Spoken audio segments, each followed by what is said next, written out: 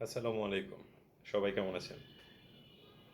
ধরেন আপনি বাংলাদেশের একদম কোনো ইউনিয়ন পরিষদে বসবাস করেন। এখন ওইখান থেকে যদি আপনি আ কোনো দেশে ভিজিট ভিসায় বলেন, কোনো দেশের ওয়ার্ক পারমিট ভিসায় বলেন, যাইতে চাচ্ছেন আপনি। তাহলে আপনি কি করেন? আপনি ১ম এ হয়তোবা আপনি থানা শহর কিংবা জেলা শহরের কোনো ট্রাভেল এজেন্সির সাথে যোগাযোগ করেন। তারা হয়তোবা আপনাকে একটা টিকেটের প্রাইস বলে কিংবা কেউ হয়তোবা আপনাকে ভিসাটা কিভাবে করে দিবে তার একটা রেট বলে। কিন্তু এই সকল জিনিসগুলোই এই ইন্টারনেটের সুবাদে আপনি ঢাকার যে রেটগুলো আছে এগুলো আপনারা সরাসরি আমাদের কাছ থেকে কিংবা আমার কাছ থেকে সরাসরি নিতে পারবেন। লাইক আপনি যাচাই করতে পারবেন যে আপনি যে রেটটা আপনাকে ওইখান থেকে বলা হচ্ছে সেই রেটটা কতটুকু আসলে সঠিক এইটা আপনি যাচাই করতে পারবেন। কারণ তারা আসলে সকলেই ঢাকা কেন্দ্রিকই আসতে হচ্ছে।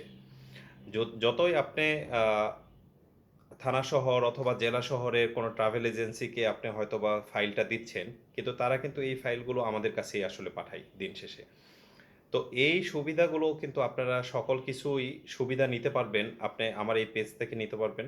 আপনি জাস্ট আমাকে হোয়াটসঅ্যাপ করলেন। হোয়াটসঅ্যাপ করে অথবা আমার ইনবক্স করেন। আমি আপনাকে আপনার যদি কোনো টিকেট লাগে, টিকেটের প্রাইসটা যাচাই করে দিতে পারবো। আমি আপনাকে যদি কোনো ভিসার প্রসেস কিভাবে করতে হবে সেটা যদি জানতে চান, আমি আপনাকে জানাই দিতে পারবো। এই সকল সুবিধাগুলোই আপনি আমার এই পেজ থেকে পাবেন। এজন্য পেজটাকে দয়া করে লাইক দিবেন।